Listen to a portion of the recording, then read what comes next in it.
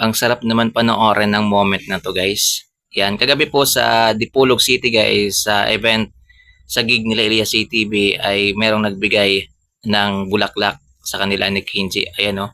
Ayan. So, saktong-sakto dahil nga Father's Day. Ayan, sakto po yung kanilang pag-perform sa Dipolog City dahil nagkataon na Father's Day din po kahapon, araw ng linggo. Ayan, so tuwang-tuwa talaga silang dalawa, guys, dahil nga nabigyan sila ng bulaklak. Ayan. So siguro dahil Father's Day, ayan, naisip ng isa sa mga tagahanga ni Elias CTV na bigyan sila ng bulaklak. Ayun ho, nakakatuwa, no?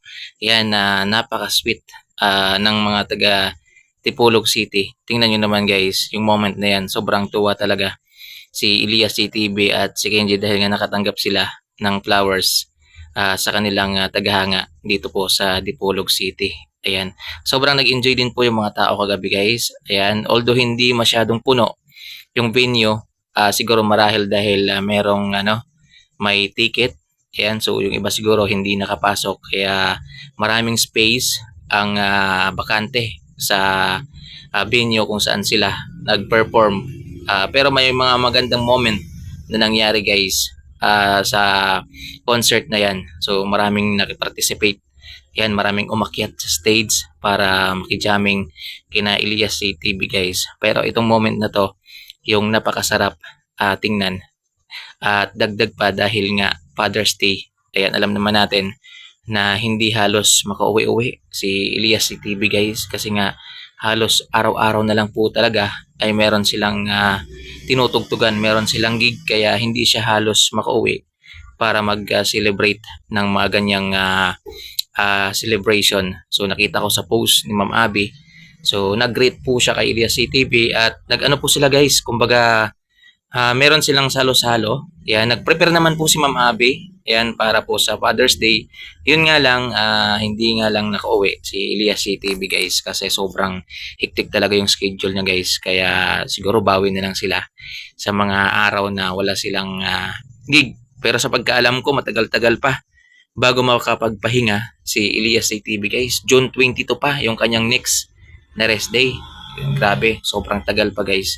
Ayan, so sana dumating na po yung 22 na yun, guys, para kahit pa paano makapagpahinga naman yung idol natin, kasi nakakapagod din po talaga yung kanilang ginagawa.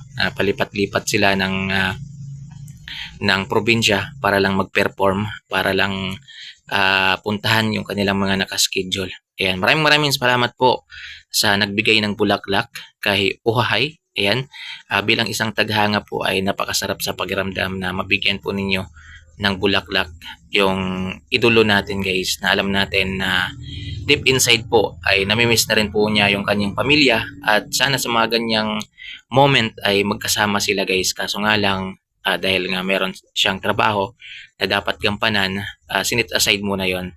Kaya sa moment na yan, masasabi ko talaga na napakasarap sa pakiramdam. Hindi man si Elias CTV nakauwi sa kanila para mag-celebrate ng Father's Day kasama yung kanyang pamilya, meron namang isang tagahanga na nagmagandang loob na iparamdam pa rin kay Elias CTV yung pagmamahal ng isang anak, isang magulang, at isang tagahanga na hindi nakakauwi dahil nga sobrang hectic talaga yung schedule na, guys. So, yun. Maraming salamat sa nagbigay ng bulaklak, guys. Yan. God bless po sa iyo. At good health po sa ating lahat.